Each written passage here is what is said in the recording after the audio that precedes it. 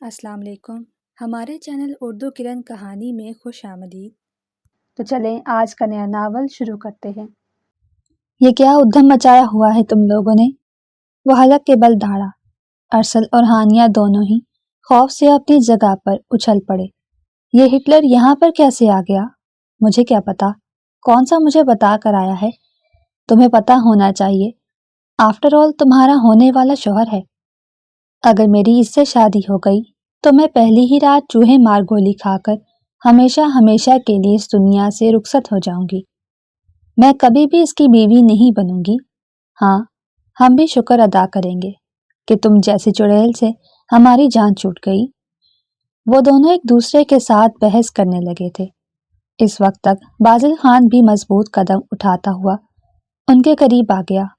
دونوں پر ایک ایک نظر ڈال کر وہ حلق کے بل دھاڑا، ابھی اور اسی وقت میری نظروں کے سامنے سے اوجھل ہو جاؤ، ورنہ تم لوگوں کا وہ حشر کروں گا کہ دوبارہ کبھی بھی نظر اٹھا کر چلنے کے قابل نہیں رہو گے۔ آپ کتنے ظالم ہیں! آپ کو ہمارے وقت میں نہیں بلکہ ہٹلر کے زمانے میں پیدا ہونا چاہیے تھا۔ قسم سے وہاں پر آپ کی بڑی شاوا شاوا ہوتی۔ ہانیہ صاحبہ کو تو اپنی زبان پر بالکل بھی لگام نہیں تھی۔ تمہارے مشورے کا بہت شکریہ، اور تمہیں پیدا ہی نہیں ہونا چاہیے تھا۔ اگر تم اس دنیا میں نہ آتی تو ہمیں اتنی تکلیف نہ اٹھانی پڑتی، اور نہ ہی تمہارے دماغ میں اس طرح کی گندی سوچ جنم لیتی۔ میرے دماغ کو گندا مت کہیے گا۔ میں نے کہا ہے میری نظروں کے سامنے سے اوجھل ہو جاؤ اور جا کر کتابیں اٹھاؤ۔ پچھلی بار بھی بری طرح سے فیل ہو گئی تھی۔ تمہاری پرنسپل صاحبہ ہر بار مجھے بلا کر ذلیل کرتی ہیں۔ اگر اس وجہ سے میں تم لوگوں کی وجہ سے خوار ہوا تو میں تم لوگوں کو جان سے مار دوں گا۔ ہر بار ہی یہ دھمکی دیتے ہیں، کون سا پہلی بار ہے؟ ارسل نے اپنا سر جھٹکتے ہوئے کہا۔ اگلے لمحے وہ اس کو کانوں سے پکڑ کر کھینچتے ہوئے باہر لے کر چلا گیا۔ ہائے میرے اللہ، میں مر گیا۔ میرے کان! بھائی کیا کر رہے ہیں آپ؟ میں کانوں کے بغیر بالکل بھی پیارا نہیں لگوں گا۔ اس کی آہو پکار عروج پر تھی، جبکہ وہ دندناتے ہوئے کمرے کے اندر داخل ہو گئی، جہاں پر اس کی بڑی بہن اماں کے سامنے بیٹھی اپنے دکھڑے رو رہی تھی۔ اماں، آج صاف صاف بتا دیں۔ اس کے بھی کان کھڑے ہو گئے تھے۔ آخر اس کی بہن آج صاف صاف کیا جاننا چاہتی تھی؟ یہ ہانیہ کو آپ نے کچرا کنڈی سے اٹھایا تھا نا؟ یہ سننے کی دیر تھی کہ ہانیہ کے چہرے کے تاثرات بگڑے تھے۔ دیکھیں باجی، ہمارا ایسا ویسا کوئی مذاق نہیں ہے۔ میں مذاق کر بھی نہیں رہی، میں بہت سیریس نوٹ پر بات کر رہی ہوں۔ اماں، میری طرف دیکھ کر مجھے بتائیں، اس کو آپ نے کسی کچرے کے ڈھیر سے اٹھایا تھا نا؟ یا پھر یہ اسپتال میں کسی انتہائی گندی عورت کی بیٹی کے ساتھ تبدیل ہو گئی تھی؟ کیونکہ آپ کی اولاد تو ایسی ہو ہی نہیں سکتی ہے۔ جذبات میں آ کر وہ کچھ زیادہ ہی بول گئی۔ سدرا بیگم نے بھی اپنی بڑی بیٹی کو کینہ توز نظروں سے گھورا، مگر وہ اپنی ہی دھن میں بولے چلی جا رہی تھی۔ اس سے بڑی پوہڑ عورت انہوں نے اپنی ساری زندگی میں نہیں دیکھی تھی۔ پھر سے مہا بھارت شروع ہونے والی ہے۔ سدرا بیگم منہ ہی منہ میں بڑبڑائیں۔ انہیں جس بات کا ڈر تھا وہی ہوا تھا۔ ہانیہ بھی میدان میں اتر آئی۔ اگلے ہی لمحے اس کی بڑی بہن تانیہ نے اس کے بال اپنے ہاتھوں میں جکڑے اور ایک زوردار جھٹکا دیا۔ اماں! ہانیہ حلق کے بل چیخی۔ کیا کر رہی ہو تم؟ پاگل تو نہیں ہو گئی؟ سدرا بیگم نے تانیہ کے ہاتھوں سے اپنی مظلوم بیٹی کے بال چھڑوائے، جو مظلوم کم اور ڈرامے باز زیادہ تھی۔ ہانیہ کو لگ رہا تھا جیسے اس کا دماغ زور زور سے ہل رہا ہو۔ سب ٹھیک کہتے ہیں کہ مکافات عمل ہر حال میں ہی ہو کر رہتا ہے۔ ابھی باہر وہ ارسل کے بال کھینچ رہی تھی اور اندر آ کر اس کی بہنوں نے اس کے بالوں کو اپنی گرفت میں جکڑ لیا۔ کیا مسئلہ ہوا ہے؟ مجھے یہ بتاؤ۔ اس بے وقوف عورت کو میں نے کہا تھا کہ کچن میں نے چولہے پر دودھ ابالنے کے لیے رکھا ہے، اس کو دیکھنا کہیں وہ ابل کر باہر نہ آ جائے۔ لیکن محترمہ نہ جانے ایسے کون سے کاموں میں مصروف تھی کہ یہ میری بات بھول گئی۔ جب میں کچن میں گئی تو وہ دیگچی سے باہر نکل کر فرش کو بوسے دے رہا تھا۔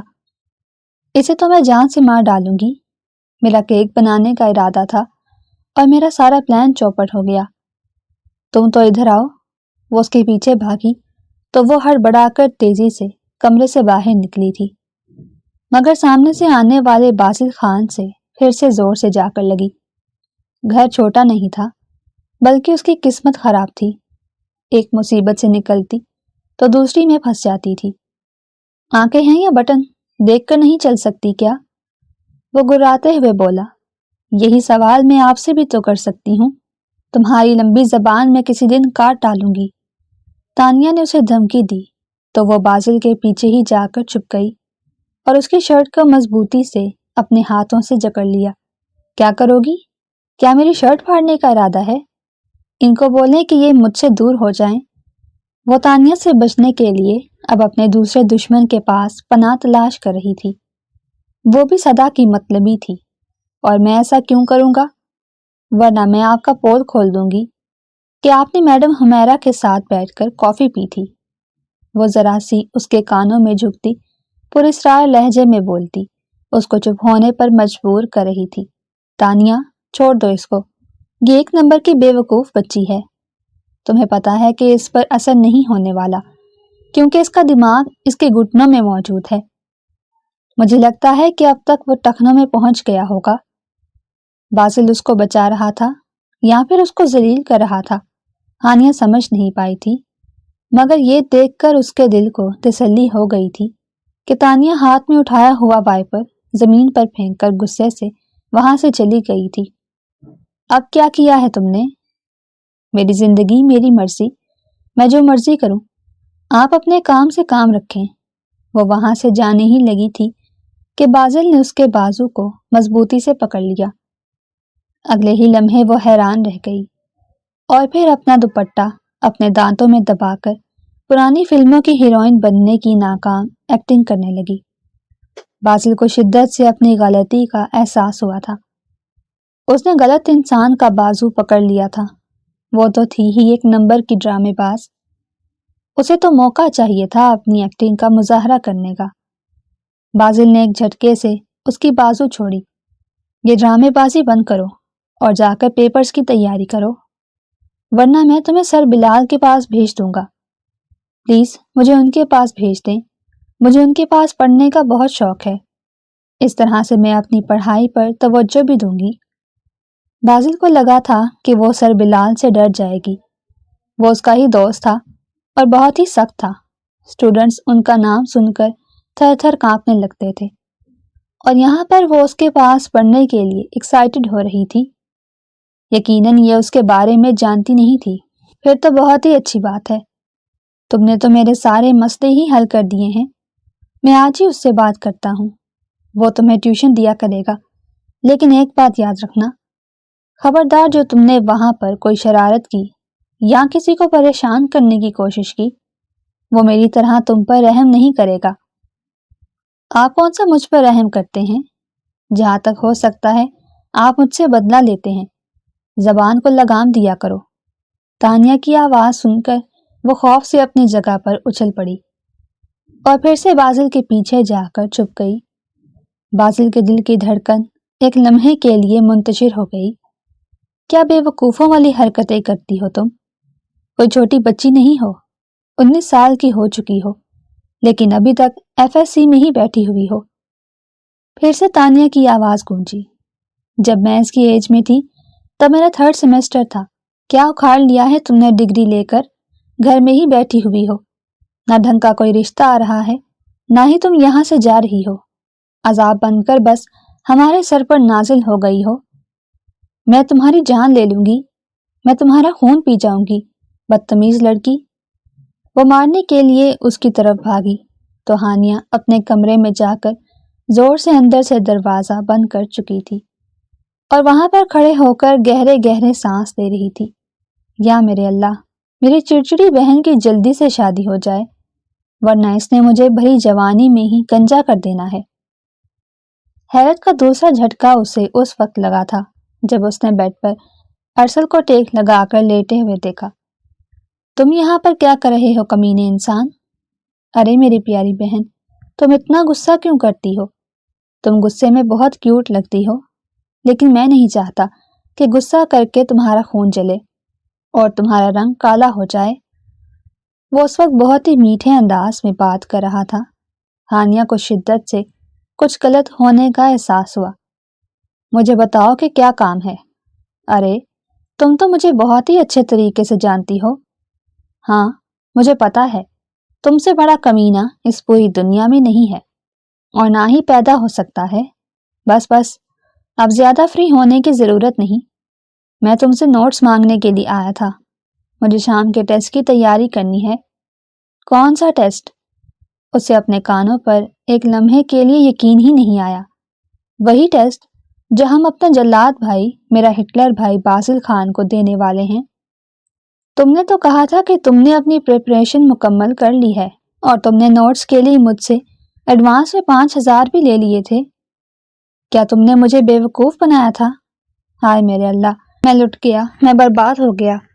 گاؤں کی عورتوں کی طرح وہ اپنا سینہ پیٹنے لگا تھا۔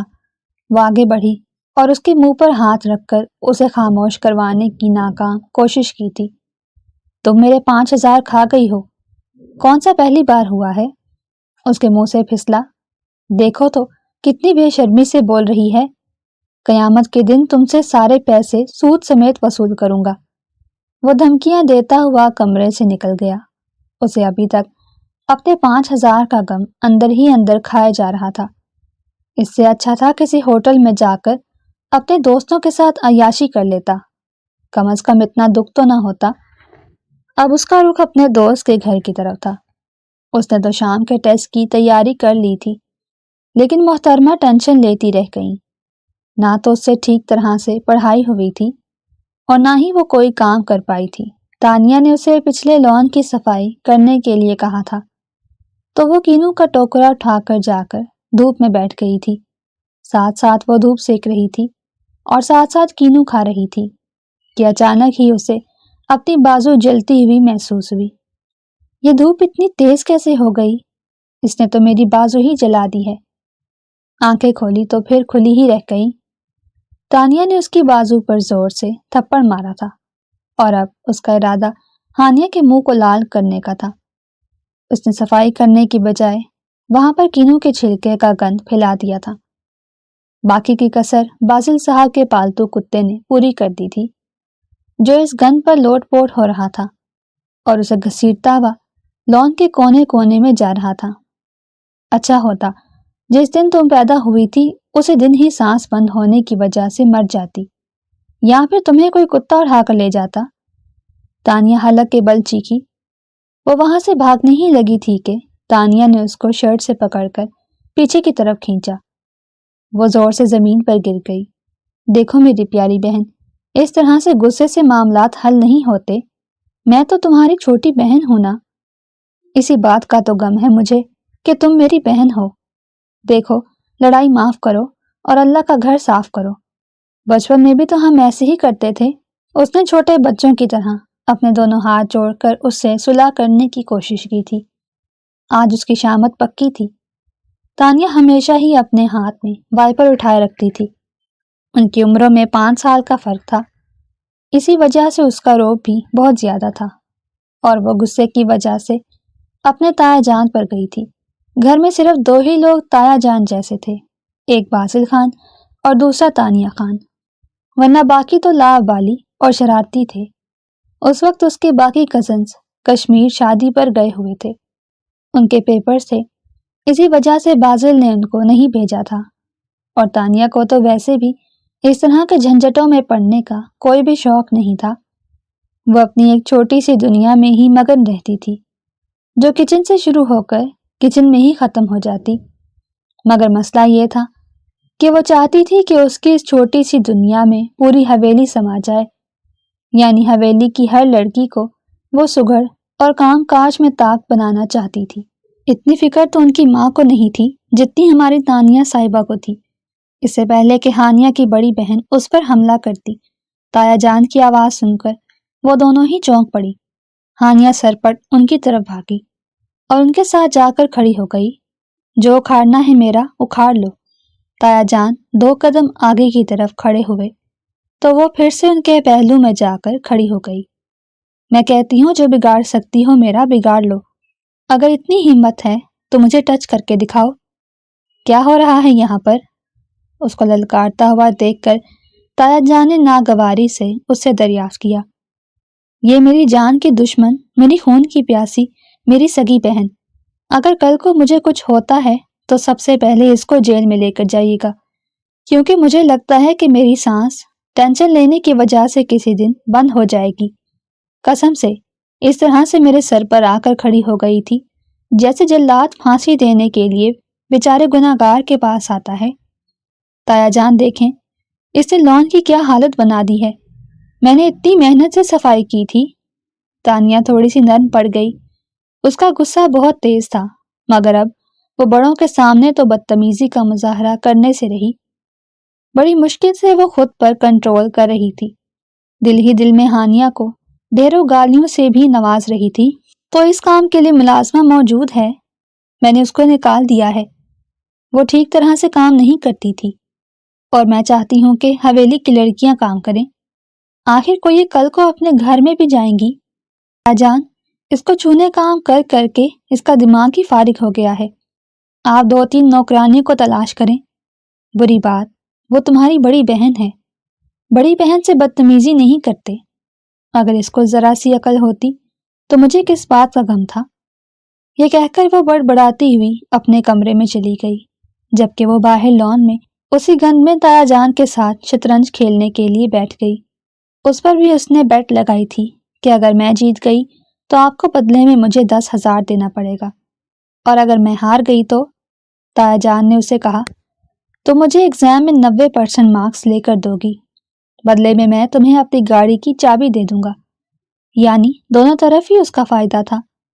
अब उसका दिल कर रहा था कि वो हार जाए और 90% मार्क्स लेकर ताया जान से उनकी गाड़ी की चाबी ले ले। फिर दूसरी तरफ उसका ड्रेस आ जाता। उसने डिजाइनर का ड्रेस काफी दिनों से ताड़ा हुआ था और वो हर हाल में उसको लेना चाहती थी। गेम आखिरी लेवल पर पहुंच गई थी कि बाजिल खान की गरजती हुई आवाज उसके कानों में पड़ी। ये बिजली कहाँ पर कड़की? उसने गड़बड़ाते हुए कहा, तो वो करीब ही खड़ा बाजू बांधे उसको घूरे जा रहा था।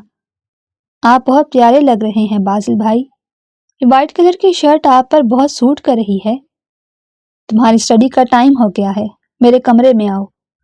वो बाजिल भाई, मैं ताया जान के साथ बिजी हूँ, स्टडी से ज्यादा जरूरी कुछ भी नहीं है। ताया जान ने उसे पिचकारते हुए कहा, मैंने 15,000 तुम्हारे अकाउंट में ट्रांसफर कर दिए हैं, अयाशी करो। क्या जरूरत थी इसको इतने पैसे देने की? परसों इसने मेरे बटवे में से भी। बात करते करते वो चुप हो गया। जाहिर सी बात है, जब आप मेरी पॉकेट मनी बंद करेंगे तो मुझे यही तरीका इस्तेमाल करना पड़ेगा। उसने खुद ही अपना पोल खोल दिया। ताया जान उन दोनों की नोक झोंक पर मुस्कुराते हुए गहरी सांस भरते वहां से उठकर चले गए। अब क्या मुझे तुम्हें किसी शाही सवारी पर बिठाकर लेकर जाना होगा? इसके लिए मेरा शोहर ही काफी है, आपको टेंशन लेने की जरूरत नहीं। जिस तरह की तुम्हारी हरकतें हैं, मुझे नहीं लगता कि तुम्हारी शादी होगी। ये टेंशन आपको होनी चाहिए। मैं तो बहुत प्यारी भी हूँ, क्यूट भी हूँ, और सबसे बढ़कर कि मैं लड़कों की रिक्वायरमेंट पर पूरा उतरती हूँ। वो सोचे समझे बगैर ही बोलती थी। अभी भी बासिल को उसकी बात सख्त बुरी लगी, मगर वो चुप रह गया। उसने फैसला किया था कि वो टेस्ट के जरिए उसे अपने सारे बदले बराबर करेगा। जब वो दोनों कमरे के अंदर दाखिल हुए तो सामने ही अरसल साहब गर्दन झुकाकर बैठे थे और उसकी गर्दन का रंग लाल हो गया था। यकीनन बाजिल ने उसको अच्छा खासा मारा था। या मेरे अल्लाह, मुझे इसके शर से बचाना। हमेशा की तरह उसने कमरे में दाखिल होते वक्त यही दुआ मांगी थी और फिर ऊंची आवाज में आउज़ुबिल्लाह पढ़ने लगी। मैंने सुना है कि ये कमरे में दाखिल होते वक्त पढ़ो तो इंसान बहुत सी मुसीबतों, बहुत सी बलाओं और बहुत से जिन्नों से बच जाता है। ये सारी बातें उसने बाजिल को घूरते हुए कही थी। वो छोटी थी और सबकी लाडली भी, इसी वजह से वो उसे ज्यादा डांट नहीं सकता था, वरना उसके बस में होता तो वो उसको चंद ही दिनों में सीधा कर देता। तुम्हें क्या हुआ है? वो अरसल के करीब बैठती उसके कानों में घुसते हुए बोली, मोए मोए हो गया है मेरा। जो सवाल तैयार करके आया था اس میں سے اس نے ایک بھی نہیں دیا اور سارے پرانے سوالات پوچھ ڈالے۔ قسم سے پچھلے 1 گھنٹے سے اس کے ہاتھوں پٹ رہا ہوں۔ اب تمہاری باری ہے۔ اگر اس نے تمہیں میری طرح نہیں مارا یا تمہیں سزا نہیں دی تو میں کورٹ میں چلا جاؤں گا۔ تم کتنے مطلبی، کتنے بے شرم اور کتنے بے حیا ہو۔ کیا تمہیں ذرا بھی غیرت نہیں آئے گی جب تم اپنی بہن جیسی کزن کو پٹتا ہوا دیکھو گے؟ اوہ توبہ، مجھے معاف کرو۔ تم جیسی بہن؟ نانا، کبھی بھی نہیں۔ یہ میرے ہاتھ دیکھو۔ مجھے لگتا ہے کہ یہاں پر میں بھی موجود ہوں۔ اوہ ہاں، آپ بولیں، آپ نے کیا کہنا تھا؟ وہ یوں اس کی طرف متوجہ ہوئی جیسے وہ بہت ہی اہم گفتگو روک کر اسے بولنے کی اجازت دے رہی ہو۔ میں نے کچھ نہیں کہنا، تم نے یہ سوالات حل کرنے ہیں۔ ارسل، اس کو وہ سوالات بتاؤ۔ ارسل نے بے ساختہ خوف کے مارے تھوک نگلا اور اس کے سامنے کاپی رکھ دی۔ یہ سوال تو وہ زندگی میں پہلی بار دیکھ رہی تھی۔ اسے a+b² کے فارمولے کے علاوہ اور کوئی فارمولہ بھی نہیں آتا تھا۔ اس کا دل کر رہا تھا کہ وہ دھاڑے مار مار کر رونا شروع کر دے، لیکن رونے سے بہتر تھا کہ وہ اپنے دماغ کا استعمال کرتی، جو میتھ کبھی اسے پڑھائی ہی نہیں گئی تھی یا پھر وہ ابھی تک ایجاد بھی نہیں ہوئی تھی۔ اس نے اس میتھڈ سے حل کرنا شروع کر دیا۔ نہ جانے وہ کیا کر رہی تھی، لیکن اس طرح سے اپنی کاپی میں جھکی ہوئی تھی جیسے کوئی بہت بڑا کارنامہ سر انجام دے رہی ہو۔ اب ارسل کو اسے دیکھ کر ٹینشن ہونے لگی۔ اس کو لگ رہا تھا کہ وہ واقعی میں تیاری کر کے آئی ہے اور اس کے سامنے ڈرامے لگا رہی تھی۔ مجھے دکھاؤ، کیا کر رہی ہو تم؟ سائڈ پر ہو جاؤ، خبردار جو تم نے میری کاپی کو ہاتھ لگایا، ورنہ میں تمہارے ہاتھ کاٹ ڈالوں گی۔ وہ حلق کی بل چیخی تو وہ گڑبڑا کر پیچھے کی طرف ہٹا۔ ٹھیک ہے، مجھے معاف رکھو۔ اب اس نے باقاعدہ ہاتھ جوڑ دیے۔ محترمہ پھر سے اپنی کاپی پر جھک گئی۔ سوالات حل کرنے کے بعد اس نے پورے کانفیڈنس کے ساتھ وہ کاپی باسل کے سامنے رکھی۔ ان کے آنسرز دیکھو اور مجھے بتاؤ، کیا تمہارے آنسرز میچ ہو رہے ہیں؟ وہ غور سے اس کے چہرے کی طرف دیکھتے ہوئے پوچھ رہا تھا۔ میں بک اٹھا کر لاتی ہوں۔ جیسے ہی وہ اٹھی، موبائل اس کے ہاتھ سے چھوٹ کر زمین پر گر گیا۔ موبائل کی اسکرین پر 3 سوالات کھلے ہوئے تھے۔ یہ وہی سوال تھے جو اسے باسل نے حل کرنے کے لیے دیے تھے۔ چیٹنگ کرنے میں تو وہ بچپن سے ہی بہت ماہر تھی۔ پیپرز میں بھی یہی سب کچھ کر کے وہ پاس ہوتی تھی۔ باسل نے وہ موبائل اٹھا لیا۔ ارسل نے اپنے پورے دانتوں کی نمائش کرتے ہوئے اس کو گھورا تھا۔ اب آئے گا مزہ، جب تم اپنی اوقات میں واپس آؤ گی، میں تمہارا خون پی ڈالوں گا۔ اس نے دل ہی دل میں سوچا، یہ سب کچھ کیا ہے؟ کہاں پر؟ کس بارے میں بات کر رہے ہیں آپ؟ وہ انجان بن گئی۔ میں اس موبائل کے بارے میں بات کر رہا ہوں۔ یہ سب کچھ کیا ہے؟ ارے یہ تو مجھے بھی نہیں پتا۔ رکے، مجھے دیکھنے دیں، میں آپ کو دیکھ کر بتاتی ہوں۔ یہ تو میتھ کے سوالات ہیں۔ تمہاری ایکٹنگ بہت ہی فلاپ ہے۔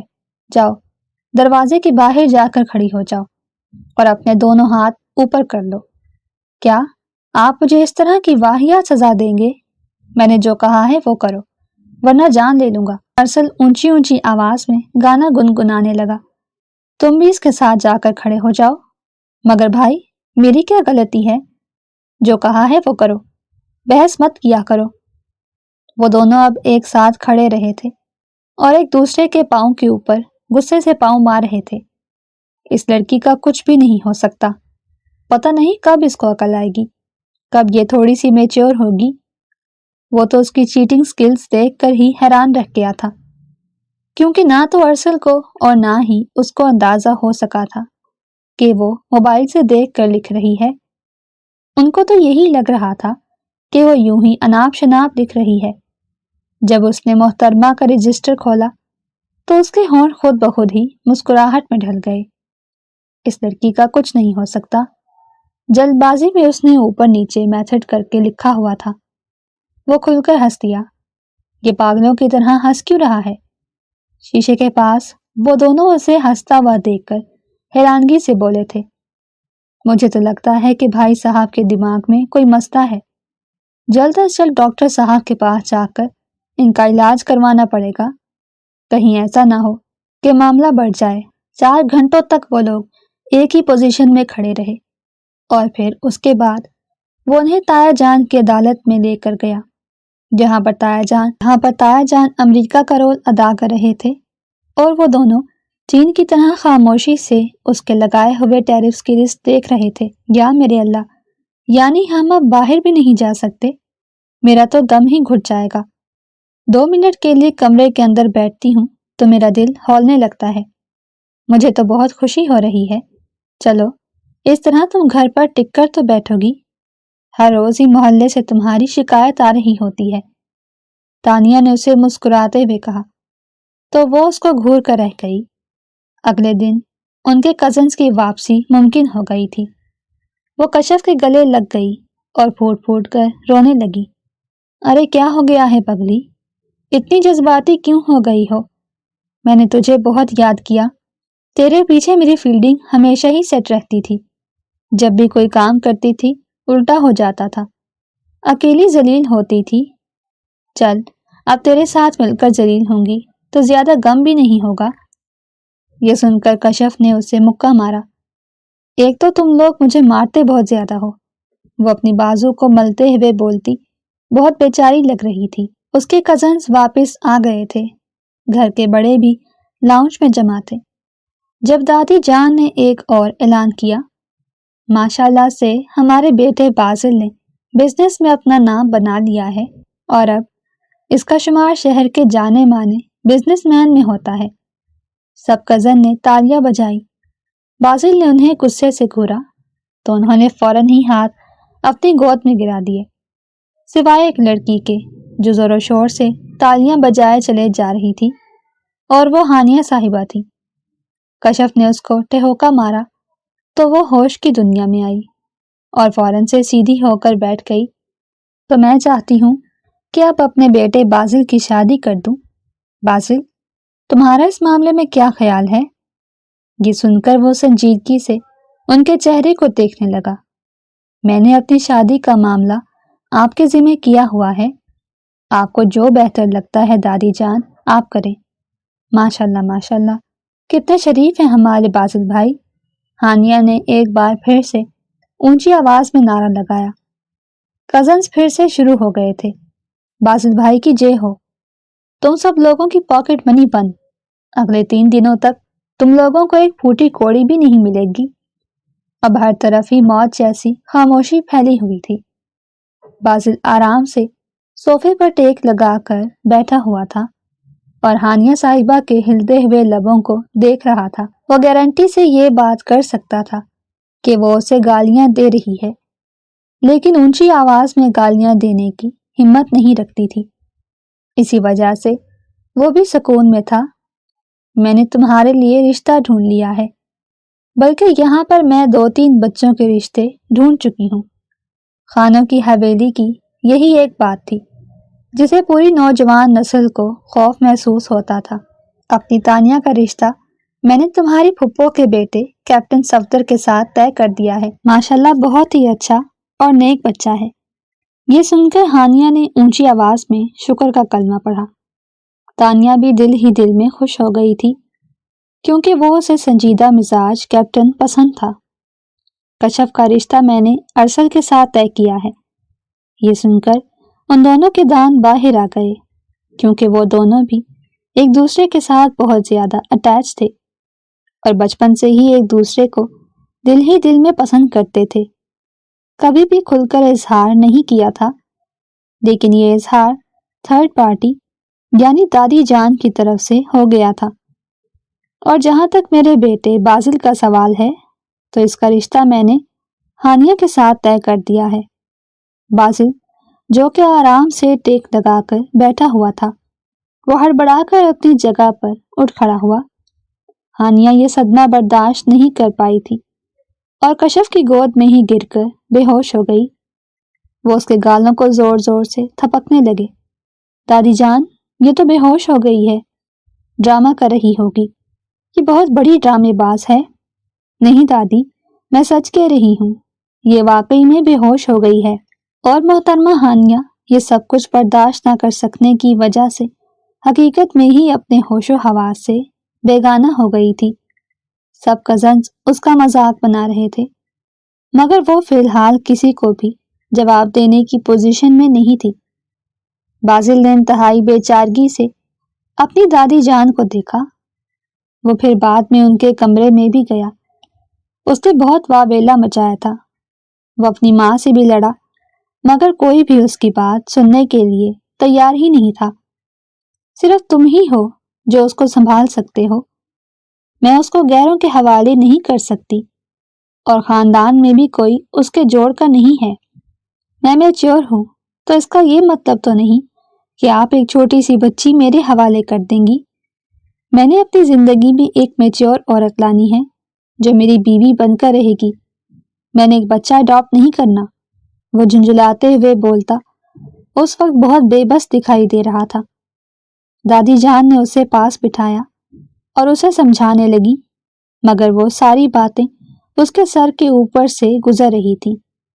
उसे कुछ भी समझ नहीं आ रहा था। वो लड़की और उसकी बीवी के रूप में ये सोचकर ही उसका दम घुटने लगा था। खानदान में एक बार फिर से 3 शादियां आने वाली थी। अरसल और कशफ का सिर्फ निकाह था, क्योंकि वो दोनों ही कम उम्र थे और छोटे थे, और अभी दोनों ही पढ़ रहे थे।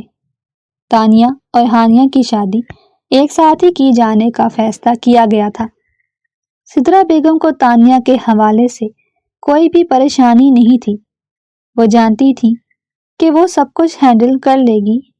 असल परेशानी तो उन्हें हानिया की थी। जब वो उसके कमरे में गई तो वो मुंह बनाकर बेड पर लेटी हुई थी।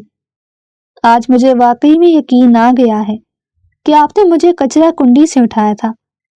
ये कहकर वो अपना चेहरा दोनों हाथों में छुपाकर फूट फूट कर रोने लगी। अरे मेरी बच्ची, क्या हो गया है?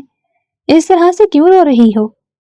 एक तो आपने मेरी जिंदगी झंझट बना दी है, मेरी जिंदगी से सारी खुशियां गायब कर दी हैं, और ऊपर से मुझसे पूछ रही हैं कि मैं क्यों रो रही हूँ। मैं इसलिए रो रही हूँ कि उस जल्लाद से मेरी शादी हो रही है। मैं मर जाऊंगी, मगर उससे निकाह नहीं करूंगी। वो बहुत ही अच्छा इंसान है।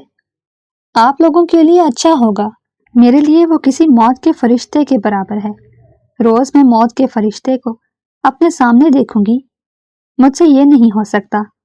बस बहुत हो गया है, फजूल की बातें मत करो। बाजिल भी इस रिश्ते पर बहुत खुश है। उसके एहतजाज का कोई फायदा नहीं हुआ था। उन दोनों के निकाह का दिन आ गया था और रुखसती भी हो गई थी। वो रुखसत होकर दुल्हा मियाँ के कमरे में पहुंच गई थी।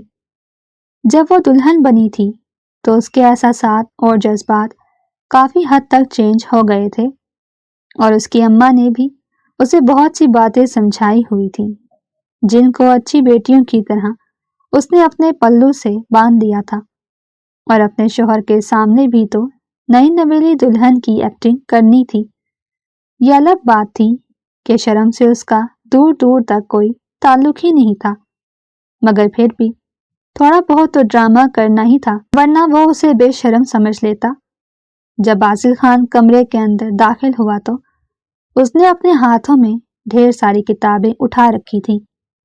उसका घूंघट चेहरे पर गिरा हुआ था, जिसकी वजह से वो इन किताबों को नहीं देख पाई थी। वो कदमों की चाप सुनकर ही खुद में सिमट कर बैठ गई। अब मैं इनको क्या कहकर पुकारा करूंगी? बाजिल जी?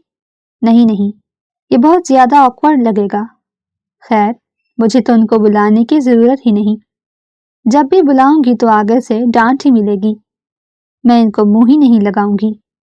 वो उस वक्त अपने शोहर के कमरे में बैठी उसके बारे में इस तरह के ख्यालात सोच रही थी।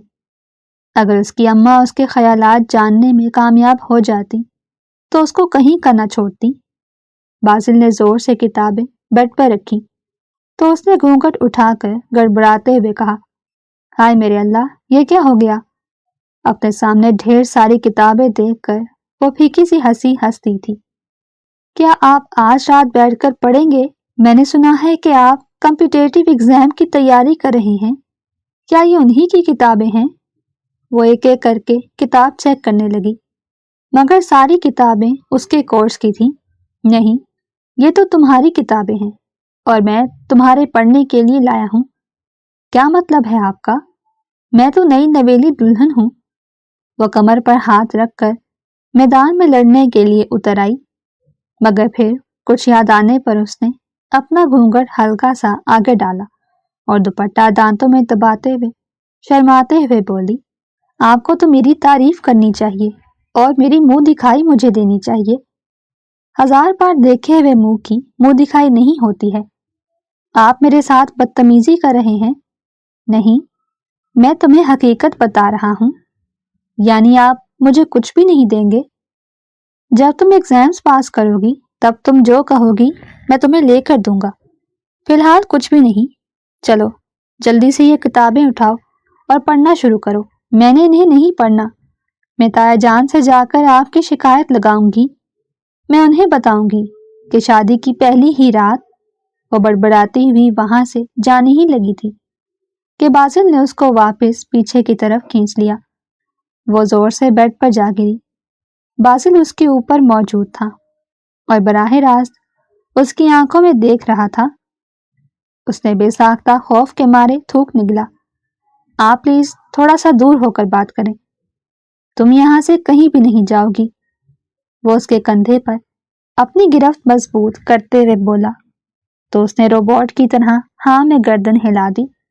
ठीक है, मैं कहीं भी नहीं जाऊंगी।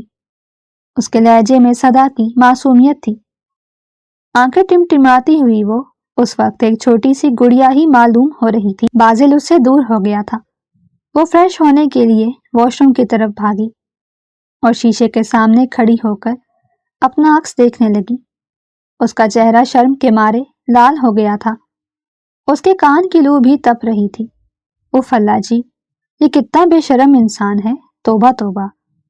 उसने अपने कानों को हाथ लगाते हुए कहा।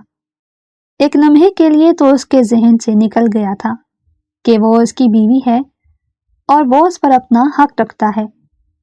जब वो बाहर निकली तो वो इसी तरह ही चौकड़ी मारकर बेड पर बैठा उसका इंतजार कर रहा था। आप चेंज कर लें, मैं थोड़ी ही देर में चेंज करूंगा और फिर मुझे किसी इंपॉर्टेंट काम के सिलसिले में जाना है। ये सुनकर उसके दिल को धचका लगा। वो उसकी दुल्हन थी और उनकी शादी को अभी सिर्फ चंद घंटे ही गुजरे थे। दुल्हे को जरूरी काम से जाना था।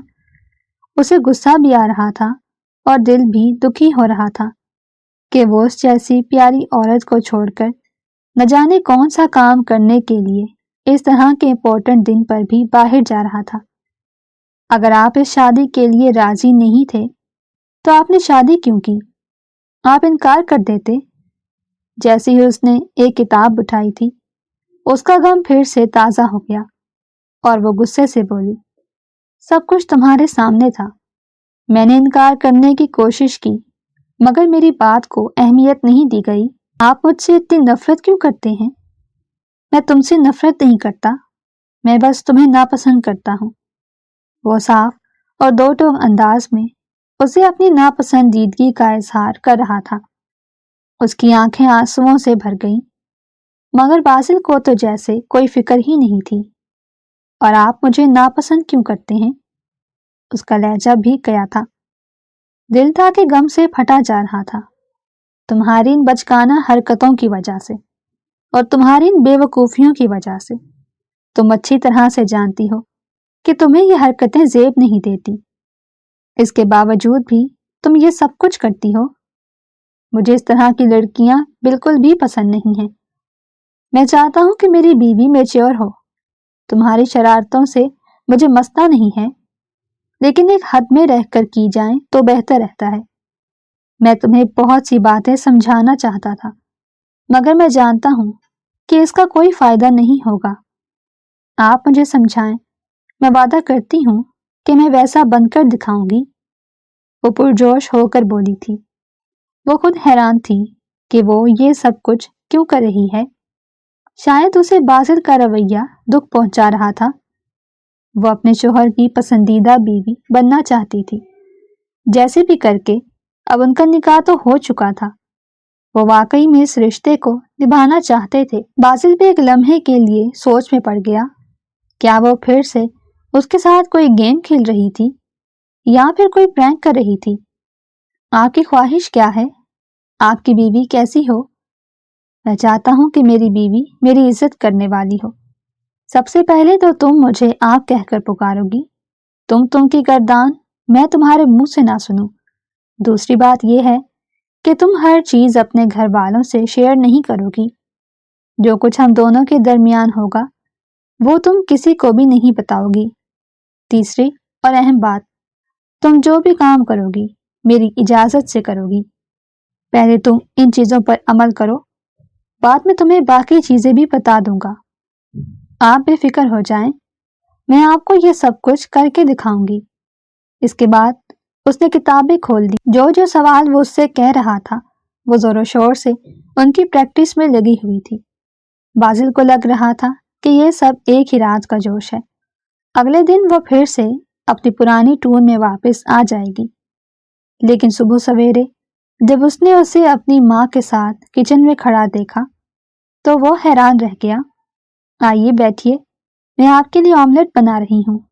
بسمہ بیگم نے مسکراتے ہوئے اپنے بیٹے کی طرف دیکھا۔ ایسا کون سا جادو کر دیا ہے میری بہو پر؟ وہ خود حیران و پریشان تھا۔ صرف یہی نہیں بلکہ وہ اس کا بہت زیادہ خیال رکھنے لگی تھی۔ اس کے چھوٹے چھوٹے کام اپنے ہاتھوں سے کرتی۔ وہ اسے جو بھی سمجھاتا اسے غور سے سنتی، لیکن پڑھائی میں ابھی بھی اس کا دل نہیں لگ رہا تھا۔ کچھ ہی عرصہ گزرا تو بازل اسے اپنے ساتھ ایک بزنس پارٹی پر لے کر گیا۔ وہاں پر موجود عورتوں کو دیکھ کر اسے احساس کمتری ہونے لگا۔ وہ عورتیں فر انگلش بول رہی تھیں۔ کچھ باتیں تو اس کے سر کے اوپر سے گزر رہی تھیں۔ اسے بہت شرمندگی ہو رہی تھی۔ سب نے اس کے حسن کی وجہ سے اس کی تعریف کی تھی، لیکن ایک عورت نے اس کے لہجے کی وجہ سے اس کا مذاق بھی بنایا تھا کہ جب تم بات کرتی ہو تو تمہاری پرسنالٹی سے تمہارا لہجہ میچ نہیں ہوتا۔ تمہیں اپنے اوپر اور اپنے انگلش پر کام کرنے کی ضرورت ہے، کیونکہ اس طرح کی سوسائٹی میں سروائیو کرنے کے لیے یہ سب کچھ بہت ضروری ہے۔ صرف خوبصورت ہونا ہی کافی نہیں ہوتا۔ سن کر وہ جل بھن کر رہ گئی۔ بار بار اس کی آنکھیں آنسوؤں سے بھیگ رہی تھی۔ وہ بازل کے پہلو میں جا کر کھڑی ہو گئی۔ جب اس نے اپنی بیوی کی آنکھوں میں آنسو دیکھے تو اس کا دل زوروں سے دھڑکا۔ ابھی تک ان دونوں میں ازدواجی تعلق قائم نہیں ہوا تھا۔ وہ جان بوجھ کر اس کو سپیس دے رہا تھا تاکہ وہ بازل کو اور اپنے رشتے کی اہمیت کو سمجھے۔ کیا ہوا ہے؟ تم ٹھیک تو ہو؟ بازل نے اس سے سوال کیا تو آنسو ٹوٹ کر اس کی آنکھوں سے گر گئے۔ وہ اس کو لے کر سائڈ پر چلا گیا۔ کیا ہوا ہے؟ تم رو کیوں رہی ہو؟ اس کے لہجے میں بے چینی تھی۔ کیا کسی نے کچھ کہا ہے؟ مجھے بتاؤ۔ وہ اس عورت نے میرا مذاق بنایا ہے۔ وہ کہتی ہے کہ میں جاہلوں کی طرح بات کرتی ہوں اور میری انگلش بھی بہت ویک ہے۔ میں اس کو بتا کر رہوں گی کہ میں اس سے بھی زیادہ اچھی انگلش بولتی ہوں۔ اب آپ دیکھیں کہ میں اس کو کیسے منہ توڑ جواب دوں گی۔ آپ 1 مہینے کے بعد اپنے گھر میں اس کی دعوت کیجیے گا۔ وہاں پر میں اس کو شرمندہ کروں گی۔ تمہیں اس کی باتیں اپنے سر پر سوار کرنے کی ضرورت نہیں ہے۔ وہ عورت تو ویسے بھی ایک نفسیاتی مریضہ ہے۔ نہیں، اب تو میری انا کا مسئلہ بن گیا ہے۔ اب تو میں ان کو بتا کر رہوں گی، اور آپ بھی چاہتے ہیں نا کہ آپ کی بیوی پڑھی لکھی ہو۔ اب آپ دیکھیں۔ گھر جاتے ہی وہ کتابیں اٹھا کر بازل کے پاس آ گئی۔ روز وہ 3 گھنٹوں تک اس کے پاس پڑھتی۔ جو کانسیپٹ اسے سمجھ نہیں آتے تھے وہ ان پر کافی زیادہ ٹائم بھی لگاتی۔ بسمہ بیگم ہر تھوڑی دیر کے بعد اس کے پاس کوئی نہ کوئی چیز رکھ کر جاتی۔ جب اس کا رزلٹ آیا تو اس نے پورے کالج میں ٹاپ کیا تھا۔ فرسٹ ایئر میں تو وہ چیٹنگ کر کے پاس ہو گئی تھی، لیکن سیکنڈ ایئر میں ایسا کوئی چانس نہیں تھا۔ اسی لیے اس نے محنت کی تھی اور اس کی محنت واقعی میں رنگ لائی تھی۔ تایا جان نے اپنے وعدے کے مطابق اپنی گاڑی کی چابی اس کے ہاتھوں میں رکھ دی تھی۔ بازل نے بھی اسے آئی فون 17 لے کر دیا تھا، اور منہ دکھائی کے طور پر اس کے ہاتھوں میں 6 سونے کے کنگن ڈالے تھے۔ وہ رات کے وقت انہی کے ساتھ ہی بیٹھی کھیل رہی تھی۔ اس کے لبوں پر پیاری سی مسکراہٹ پھیلی ہوئی تھی۔ جب وہ آ کر اس کے قریب بیٹھ گیا اور اپنا سر ہانیہ کے کندھے پر رکھ دیا۔ وہ ہلکا سا کسمسائی، یہیں پر ہی بیٹھی رہو، تمہیں کھاؤں گا نہیں، فکر مت کرو۔ یہ سن کر وہ اپنی جگہ پر ٹک گئی تھی۔ کیا آپ ابھی بھی مجھ سے نفرت کرتے ہیں؟ میں کبھی بھی تم سے نفرت نہیں کرتا تھا اور نہ ہی کبھی کر سکتا ہوں۔ تم تو میری پسندیدہ عورت تھی۔ پھر سہاگ رات آپ نے یہ کیوں کہا کہ آپ مجھے ناپسند کرتے ہیں؟ کیونکہ تمہیں سدھارنے کے لیے میرے پاس یہی ایک آخری چانس بچا تھا۔ مجھے تانیہ نے مشورہ دیا تھا کہ اگر میں ایسا کروں گا تو تم خود کو سدھارنے کی کوشش کرو گی۔ اس تانیہ کی بچی کو تو میں نہیں چھوڑوں گی۔ اس کا کوئی قصور نہیں ہے، بلکہ اسی کی وجہ سے تو عقل دوبارہ سے تمہارے دماغ میں آ گئی ہے، ورنہ پچھلے 18 سالوں سے یہ گھٹنوں میں ہی تھی۔ وہ منہ بنا کر رہ گئی۔ مجھ سے بات نہ کریں، میں آپ سے ناراض ہوں۔ آپ نے مجھے بہت ٹینشن دی ہے۔ مجھے تو واقعی میں ڈر لگنے لگا تھا، کہیں ایسا نہ ہو میرا شوہر میرے ہاتھوں سے نکل جائے۔ تمہارا شوہر دل و جان سے تم پر فدا ہے اور وہ تم سے کبھی بھی دور نہیں جا سکتا، یہ بات ہمیشہ یاد رکھنا۔ وہ اس کا ہاتھ مضبوطی سے تھامتے ہوئے دل فریب انداز میں کہتا، اس کو شرمانے پر مجبور کر گیا۔ بازل اب کی بار اجازت طلب نظروں سے اس کی طرف دیکھ رہا تھا۔ اس نے بھی اپنے آپ کو مکمل طور پر بازل کی دسترس میں سونپ دیا۔ وہ اب مزید اس انسان سے دور نہیں بھاگ سکتی تھی۔ بازل کے ملنے پر وہ اپنے رب کا جتنا بھی شکر ادا کرتی کم تھا۔ باقی حویلی والے بھی خوش تھے کہ محترمہ کو عقل آ گئی ہے۔ تانیہ جب اسے کام کرتے ہوئے دیکھتی تو اسے چڑھاتے ہوئے کہتی، اگر ہمیں پتا ہوتا کہ تم شادی کے بعد لائن پر آ جاؤ گی تو پہلے ہی تمہارا نکاح کر دیتے۔ جواب میں وہ محض مسکرا دیتی۔ اگر آپ کو ہماری کہانی پسند آئی ہو تو چینل کو سبسکرائب، ویڈیو کو لائک اور شیئر ضرور کریں۔